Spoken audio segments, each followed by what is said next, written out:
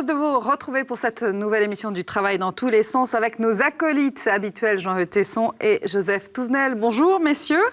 C'est à vous que je vais poser cette question à un brin provocatrice. Peut-on être directeur des ressources humaines et chrétien? En clair, peut-on gérer les hommes et les femmes qui composent une entreprise en fonction de la stratégie de celle-ci, même si cette stratégie a abouti à une forme de stress, de pression, de souffrance au travail et même à des licenciements plus ou moins justifiés? Alors, je vais commencer par donner la parole à la défense, en la personne de Jean-Eudes.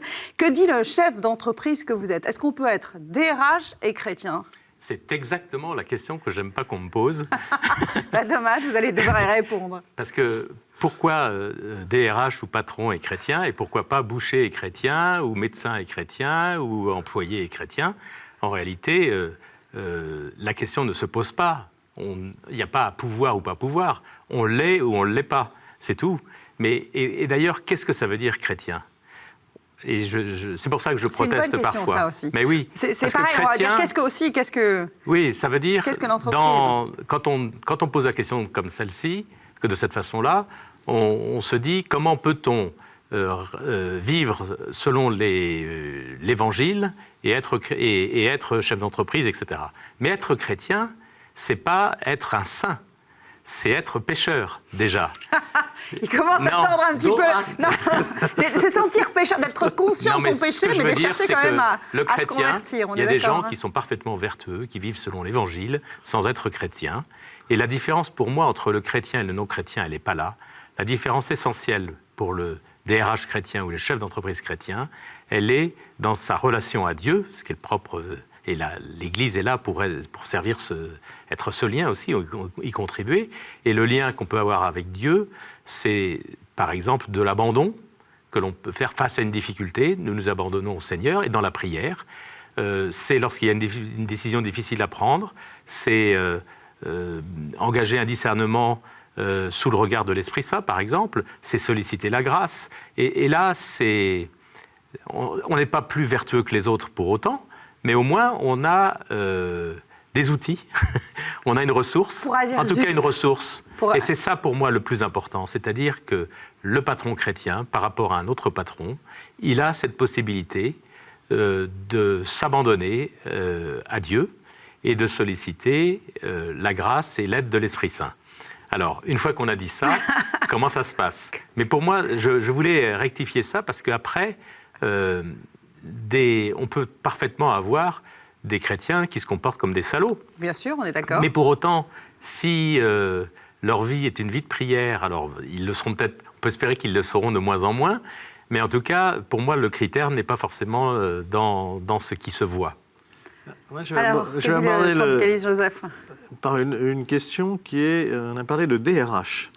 Et donc, est-ce que si on a affaire à un directeur des ressources humaines, c'est ce qu'on nous explique aujourd'hui, alors qu'il y a quelques années, on nous parlait de directeur des relations humaines? Eh bien, ça change tout. Une ressource, ça s'exploite, une relation, ça se cultive.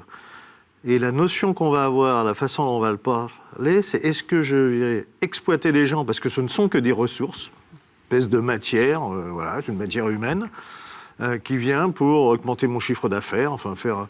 Ou est-ce que je crée une relation? Et ça change tout.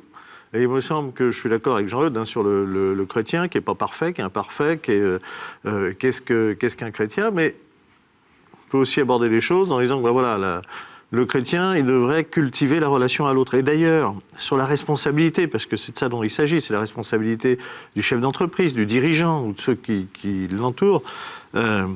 L'Église, la doctrine sociale de l'Église, les encycliques sociales, elles sont très précises. Elles disent que cette responsabilité, il faut l'assumer, que c'est quelque chose à la fois de difficile, qui doit être fait, je crois que c'est dans Sanctissimus Annus où Jean-Paul II va assez précisément en disant qu'il ne faut jamais oublier la relation humaine dans les décisions que vous pouvez être amené à prendre, y compris les décisions les plus difficiles, qui sont le licenciement, qui sont la fermeture d'un site. On dit C'est possible, mais n'oubliez jamais la relation humaine et la vertu de prudence dans les décisions que vous allez prendre. Alors justement, c'est ça les conditions. En fait, ce que vous pointez du doigt, c'est qu'on peut être, en tout cas, agir de façon chrétienne et gérer une entreprise, avoir une stratégie d'entreprise qui permette aussi le profit, parce que les entreprises de dirigeants chrétiens, elles n'ont pas à péricliter contrairement aux autres. On est d'accord? Oui, mais justement, alors, après avoir évité la question, je vais quand même répondre. Et parce que pour gentil, moi, merci, finalement, le dirigeant chrétien, c'est celui qui est profondément motivé par l'idée de faire grandir ses collaborateurs en humanité. C'est-à-dire les aider à devenir ce qu'ils sont, c'est-à-dire ce qu'est l'homme. Et là, ça renvoie à de l'anthropologie. Et ça, je vais rejoindre Joseph. Pour moi, l'une des grandes caractéristiques de l'être humain, c'est qu'il recherche, il est appelé à être pleinement un être de relation. Être pleinement un être de relation, c'est dans toutes les dimensions de la vie, y compris au travail. Et c'est la raison pour laquelle cette attention du dirigeant chrétien, elle doit être permanente. C'est pas alors ça peut être aussi dans la façon de conduire un plan de licenciement, etc. Mais c'est à ça qu'on pense parfois. Comment licencier et rester chrétien? Mais il faut aller bien au-delà. C'est tous les jours, avec chacun, qu'on doit avoir cette attention. C'est-à-dire comment, par les décisions que je prends, pas du bien commun, du bien de chacun. Oui, mais le bien commun, c'est le bien de chacun, le bien de l'ensemble aussi. Oui, mais avec une attention à chaque personne. Pour moi, c'est ça le plus important. Particulière. Et sur le profit, la doctrine sociale de l'Église, elle est très claire. Elle dit que le profit, c'est positif. Elle ne dit pas qu'il ne faut pas en faire, elle dit que c'est positif. Si ce n'est pas le but, mais si c'est le moyen, et que ce moyen d'ailleurs du profit légitime, c'est pas s'enrichir pour s'enrichir, c'est permettre d'enrichir l'ensemble de la société, y compris les collaborateurs et la société au sens large. Dans le même temps, il y a des choses assez précises, notamment sur la famille, où je crois que c'est dans Laborem Exercem, parce que Jean-Paul II est très précis, en disant que la responsabilité des entreprises et des chefs d'entreprise, c'est aussi de se structurer, je crois que c'est son terme, de façon, et de structurer le travail de façon à ce que chacun puisse exercer ses responsabilités familiales, notamment les mères de famille. Il insiste beaucoup sur ce rôle premier par rapport, ça veut dire par rapport aux enfants, par rapport à l'éducation, donc le temps qu'on va pouvoir donner. C'est donc la responsabilité de ceux qui encadrent des DRH d'essayer d'organiser en fonction évidemment de l'entreprise. Des contraintes de l'entreprise. Mais bien sûr, c'est une entreprise qui doit fonctionner 24 heures sur 24, mais il doit y avoir cette attention permanente et peut-être à un moment donné faire changer des postes, faire des évolutions de carrière en fonction aussi des besoins familiaux des salariés. Poser un exemple concret, parce que j'avais assisté un jour à l'intervention d'un chef d'entreprise qui parlait d'un de ses salariés qui était particulièrement compliqué et à la limite de l'incompétence. Comment on fait? Parce que dans ces caractéristiques d'un DRH chrétien, bienveillance, écoute, respect des personnes, travail en équipe, justice, bien commun, souci des plus faibles. Souci des plus faibles, souci des plus incompétents. Comment est-ce qu'on fait quand on est chef d'entreprise et chrétien et qu'on a en face de soi quelqu'un qui complique la vie de l'équipe, qui complique la vie de l'entreprise et qui n'est pas à sa place en fait? Alors, derrière l'idée de grandir en humanité, il y a pour moi l'idée de permettre à chacun de donner le meilleur de lui-même. Et nous ne sommes pas tous égaux, c'est-à-dire le meilleur de nous n'est pas le même que de moi, n'est pas le même que celui de mon voisin. Et c'est pour ça qu'il faut avoir cette attention sur ce que la personne est capable de faire, ou pas d'ailleurs, c'est-à-dire lui donner des responsabilités à la hauteur de ses compétences, mais sans la laisser dans une zone de confort, c'est-à-dire que être dans une zone de confort, c'est rester en parking, c'est-à-dire ne pas chercher à aller au-delà. Et le rôle du manager, c'est de permettre à chacun de sortir de sa zone de confort pour entrer dans une zone de mouvement sans pour autant être en risque. Donc il y a quelque chose de l'ordre de l'aiguillon, de la confiance, de l'autorisation à faire et du droit à l'erreur. Et pour moi, derrière chaque collaborateur, pour chaque collaborateur, on peut avoir cette attention. Dans le cas des personnes qu'on dit difficiles, la solution, ça peut être de s'en séparer et le problème est réglé. Mais on peut se demander pourquoi il se comporte de cette façon-là. Est-ce qu'il n'a pas des problèmes chez lui? Auquel cas, on l'invite ou on peut l'accompagner avec discernement. C'est un problème de compétences. On peut être trompé en embauchant quelqu'un qui se retrouve avec des mais à compétences ce moment-là, limitées et qui n'est pas à sa place. Oui, mais c'est important d'identifier si c'est un problème de compétences ou si c'est un problème conjugal, d'enfant, celui qui est plombé par ses problèmes d'ado, il n'est pas forcément très bon au travail le matin quand il arrive. Oui, on est d'accord. Mais en fait, c'est l'attention à l'autre quand il y a un problème. Parce que, voilà, humainement, d'abord, on a tous des failles. C'est l'attention, c'est donner sa chance, c'est chercher le pourquoi, c'est expliquer, c'est à mon sens redonner sa chance s'il le faut, et à un moment donné, évidemment, si la personne met en danger l'équipe, la structure, oui, il faut s'en séparer. Moi, le cas le plus difficile que j'ai eu à gérer, pourquoi ? Parce que je suis un petit patron de la CFTC Paris, on n'a pas besoin d'un rendement immédiat.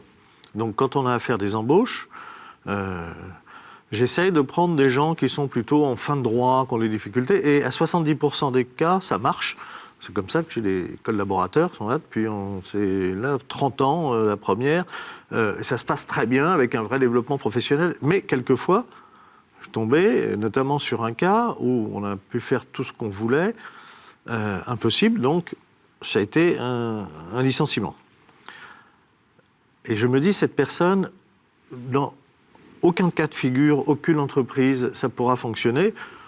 Et je n'ai pas de solution. Je me dis, mais que peut-on faire ? Alors, on est dans un risque qui est plus un risque médical qu'autre chose. C'est vraiment... mais c'est ces personnes qui sont à la marge. On ne va pas les enfermer dans un hôpital. Le chrétien va dire, c'est peut-être facile, j'essaye de prier. Non, c'est pas facile de prier. Je ne sais pas si ça fonctionne, en tout cas, mais je le dis sérieusement parce que je n'ai pas de solution. Si ce n'est que pour protéger l'équipe et la structure, il a fallu s'en séparer et je me dis, mais que devient-elle ? Là, c'est sans doute une prise en charge de l'ensemble de la société qui peut répondre à ce besoin. Et puis, le licenciement n'est pas forcément l'ultime solution à laquelle on a recours parce que toutes les autres ont échoué. Parfois, il est bon de se séparer, mais bon pour la personne, parce qu'en fait... À partir du moment où elle est accompagnée. Oui, et puis parce qu'elle va pouvoir s'épanouir ailleurs, dans un autre métier compatible avec ses On capacités. arrive au terme de l'émission. J'aimerais savoir si on peut dire que les chrétiens, les DRH, enfin tous ceux qui ont une responsabilité au sein d'une entreprise, sont des femmes et des hommes qui n'obéissent pas à des lois économiques pures. Est-ce qu'eux ont ce regard, cette compréhension différente des lois qui semblent s'imposer en économie ? Est-ce qu'on peut dire ça ? Oui, mais il n'y a pas que. Non, mais bien sûr. Mais en tout cas, on s'attend à ce que les chrétiens agissent comme ça. Si on met l'homme au centre, bien évidemment, les contraintes économiques sont à prendre en compte, mais elles ne sont pas seules au milieu de la table. Elles ne sont qu'un paramètre parmi d'autres. La loi économique pure, je ne sais pas ce que c'est, enfin je ne sais pas plus ce que c'est du profit à tout prix. Que la race pure. C'est un concept mais je vois des économistes vont nous parler de loi, mais ça n'existe pas. Ça n'existe pas. L'économie, c'est pas une loi intangible, etc. Voilà comment je fais des bénéfices. C'est pas comme ça que ça fonctionne. Dieu merci. On doit, à un moment donné, il y a des grandes règles économiques qui ne sont pas pures, parce qu'elles sont humaines aussi, et on doit, pour équilibrer les deux, à la fois respecter un certain nombre de règles économiques, et à la fois respecter la personne. Merci, on va se quitter sur ces mots, sur ces beaux mots de Joseph. Merci Jean-Eudes également. Merci à vous de nous avoir suivis. À la semaine prochaine.